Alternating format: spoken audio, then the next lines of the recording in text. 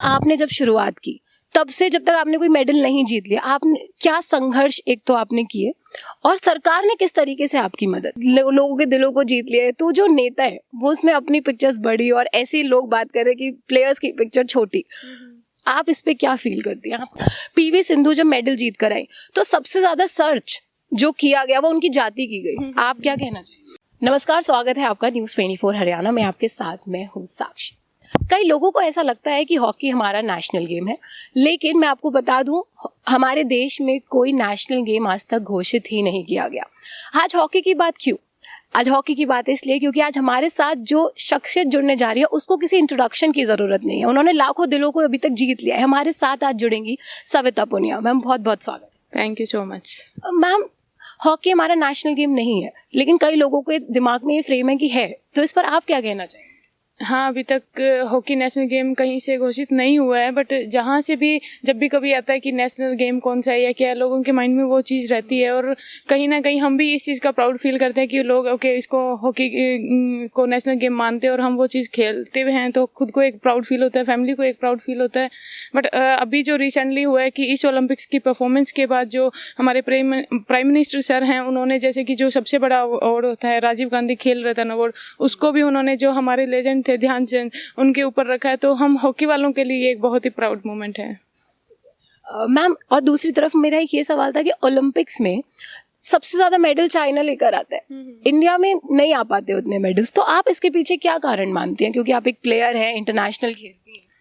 बिल्कुल, इस चीज़ के ऊपर काफ़ी टाइम से, जैसे कि इवन इस जाने से पहले या 4 इयर्स अगो भी हमारे प्राइम मिनिस्टर सर हैं या जो हमारे स्पोर्ट्स मिनिस्टर जो भी टाइम टू टाइम रहते हैं, वो हमसे इस चीज़ के बारे में हमेशा पूछते हैं। जो हरियाणा सरकार है या हमारे जो अभी स्पोर्ट्स मिनिस्टर है संदीप सर हैं, वो हमसे पूछते हैं कि कैसे हम ओलंपिक्स में और ज़्यादा मेडल लेके आ सकते हैं कंपेयर टू अदर कंट्रीज़, जैसे USA है, चाइना है।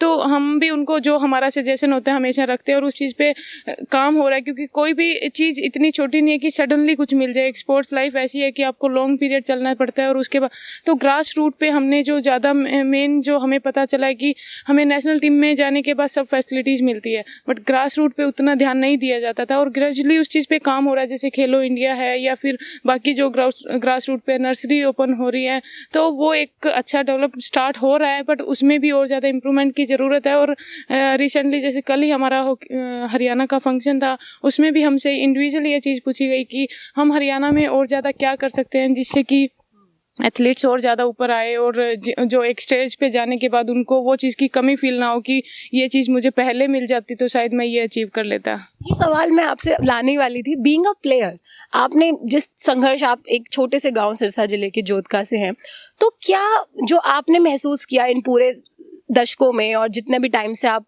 इस गेम फील्ड में हैं, क्या बदलाव आप देखना चाहेंगे? वैसे पिछले 5-6 साल में मुझे लगता है काफ़ी कुछ चेंज हुआ है और मैं अपने आप को कहीं ना कहीं okay comparative cricket of course नहीं, पर कहीं ना कहीं अपने आप को लकी मानती हूँ कि मैं हॉकी खेलती हूँ, क्योंकि जो हमारी हॉकी इंडिया है या साई है, हमें हमेशा बहुत ही एक्सपोजर्स मिलते हैं या फैसिलिटीज़ मिलती है या जो भी हमारी रिक्वायरमेंट्स होती है, जो कि हमें पता होता है कि हमें अच्छे शूज़ चाहिए, अच्छी किट चाहिए या ट्रैवलिंग में हमें कोई प्रॉब्लम ना आए, वो चीज़ हम सब फेस नहीं करते हैं। बट हाँ, कुछ स्पोर्ट्स हैं जिसमें मतलब मेडल्स आते हैं बट स्टिल इम्प्रूवमेंट की ज़रूरत है। और वो चीज़ फिर से वहीं से स्टार्ट करूंगी कि एक ग्रास रूट से अगर काम होता है ना, तो जब प्लेयर, जैसे अभी आप चाइना की बात कर रहे थे, वहाँ पे क्लब्स में या चीज़ों में जब आप अकेडमीज में होते हो तब उनको इतना कॉन्फिडेंस दिया जाता है या इतनी फैसिलिटीज़ दी जाती है, जब वो नेशनल टीम में जाते हैं तो उनको वो डिफरेंस फील नहीं होता। और अभी इंडिया में अभी वो चीज़ें स्टार्ट हो रही है और हमें काफ़ी कुछ देखने को मिल रहा है। जो हमारे आज के यंग प्लेयर्स आ रहे हैं वो पीछे से ही बन के आ रहे हैं, बट जब हमने स्टार्ट किया था तो हमें नेशनल टीम में जाने के बाद वो सब चीज़ें मिली थी और वहाँ जाके पता चलता है कि ओके कितना डिफरेंस है, तो वो एक कॉन्फिडेंस बिल्डअप करने में टाइम लग जाता था उस टाइम पे। मैम, आपने जब शुरुआत की तब से जब तक आपने कोई मेडल नहीं जीत लिया, आपने क्या संघर्ष एक तो आपने किए और सरकार ने किस तरीके से आपकी मदद? ओके, मैंने एक्चुअली 2003 में स्पोर्ट्स में मैंने स्टार्ट किया था। 2005 में मैं गोलकीपर बनी और 2007 में मैं नेशनल कैंप में फ़र्स्ट टाइम आई थी। उसके बीच का टाइम पीरियड काफ़ी स्ट्रगल वाला था, क्योंकि मिडिल क्लास फैमिली से थे और जॉइंट फैमिली जैसी हमारी फैमिली थी और अकेले पापा ही एक अर्निंग मैन थे घर में। और उसके अलावा एक, क्योंकि स्पोर्ट्स पर्सन का पता है कि ओके अगर आप एक अच्छा शूज़ उस टाइम पे भी पहनोगे तो 3000 का था और पापा की सैलरी 9000 कुछ थी। थी और गोलकीपर किट मेरी 18,000 की थी। तो मेरे अंदर काफ़ी ज़्यादा ये होता था कि मुझे स्पोर्ट्स में उतना इंटरेस्ट नहीं है और मेरे ऊपर क्यों ये पैसे स्पेंड किए जा रहे हैं। इससे अच्छा है कि मेरे घर में कहीं किसी स्टडी पे बच्चों पे लगाए जाए या पापा के एटलीस्ट मैं पैसे ख़राब ना करूँ, टाइम मुझे हमेशा एक मन में लगता था। पर जैसे जैसे हरियाणा सरकार की तरफ से मैं यही बोलना चाहती हूँ कि जैसे जैसे हमें जो भी अचीवमेंट्स मिलती थी, ये नहीं है कि नेशनल टीम में जाने के बाद एक नेशनल भी अगर आप खेलते हो, स्टेट भी खेलते हो, उसकी स्कॉलरशिप होती है, नेशनल खेलते हो उसके अवार्ड होते हैं, रिवॉर्ड होते हैं, और इंटरनेशनल में तो सबको पता ही है कि हरियाणा की पॉलिसी कितनी अच्छी है। तो आज के टाइम तो मैं यूथ्स को यही बोलना चाहती हूँ कि मुझे नहीं लगता इससे अच्छी पॉलिसी और बन सकती है, और ऑफकोर्स टाइम के साथ और ज़्यादा इंप्रूवमेंट आती रहेगी। पर एक एथलीट के लिए मेरे को लगता है ये हरियाणा की तरफ से बेस्ट पॉलिसी है, तो वो अपना एक टारगेट सेट करे, स्पोर्ट्स में गोल सेट करे तो फ्यूचर अच्छा होगा। मैम 9 साल के अंतर्राष्ट्रीय करियर में आपने बहुत उपलब्धियां हासिल की, लेकिन आपको जॉब नहीं मिली। आप मेडल लाओ और जॉब पाओ, उसमें आपने बताया था कि मुझे सरकार ने कोई मदद नहीं की, उस पर आप क्या कहना चाहिए? हाँ, मैंने 12 साल के कैरियर हो गया मेरा नेशनल टीम में, और 9 साल मैंने जॉब के लिए वेट की थी हरियाणा सरकार की तरफ से। और अभी भी मैं हरियाणा में जॉब नहीं करती हूँ, सेंट्रल गवर्नमेंट में जॉब करती हूँ, साई में असिस्टेंट कोच हूँ वहाँ पे। और हरियाणा सरकार से भी मैं काफ़ी बार मिली, तो यहाँ पे भी मुझे हमेशा मतलब उस टाइम पे बोला जाता था कि ओके आप अपना रिज्यूम भेजिए, आप रिज्यूम भेजिए। वो चीज़ें काफ़ी बार की, बट ऐसा भी नहीं था कि पर मेरे पास एशियन गेम का भी मेडल था 2014 में, और शायद मैं इस चीज़ को लक फैक्टर मानती हूँ कि समटाइम्स होता है कि मुझे मेरी कैरियर में मतलब हॉकी में मुझे सब कुछ टाइम टू टाइम मिला।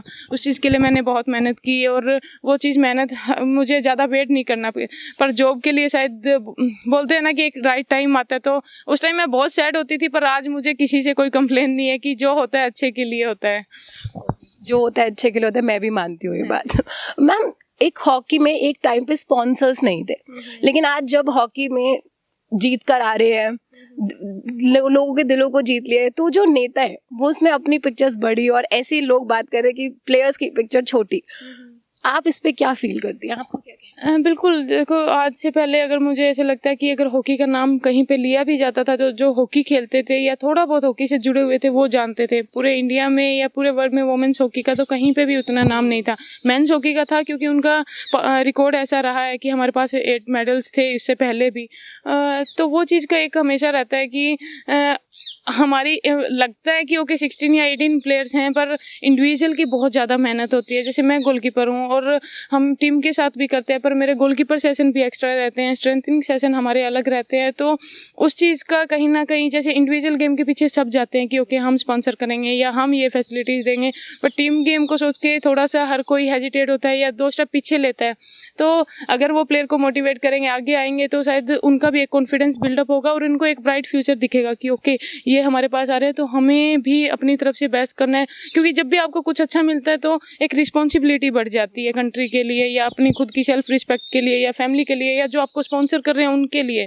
तो अब मैम हरियाणा से संदीप सिंह हॉकी प्लेयर, उन्होंने कितना काम आपको लगता है किया? क्योंकि मैं इस गांव में देख रही हूँ, अभी जब मैं आई, रोड जब मैं आ रही थी वो भी ठीक नहीं है, आप जहाँ रहते हो यहाँ पे कोच, आपको नहीं लगता जैसे आपने शुरू से कहा है कि ग्रास रूट से काम करना चाहिए, तो आपकी इससे रिलेटेड भी बात संदीप सिंह जो हमारे मिनिस्टर है उनसे हुई होगी? हाँ जी, बिल्कुल हुई है। और ये एक हमारे लिए भी बहुत अच्छी बात है कि एक हॉकी प्लेयर जो कि, क्योंकि इंडिविजुअल में होते हैं, ऑफकोर्स एक स्पोर्ट्स मिनिस्टर अगर एक स्पोर्ट्स पर्सन होता है तो हर एक इवेंट के लिए, हर एक गेम के लिए अच्छा होता है, क्योंकि वो उस चीज़ से निकला होता है। और मोस्टली मैंने जहाँ तक देखा है कि कोई भी प्लेयर ऐसा नहीं है कि बहुत ही एक रॉयल फैमिली से आता है, एक नॉर्मल फैमिली से उसका करियर स्टार्ट हुआ होता है, और मैक्सिमम तो एक पुअर फैमिली से प्लेयर हमेशा उठ के ऊपर आता है।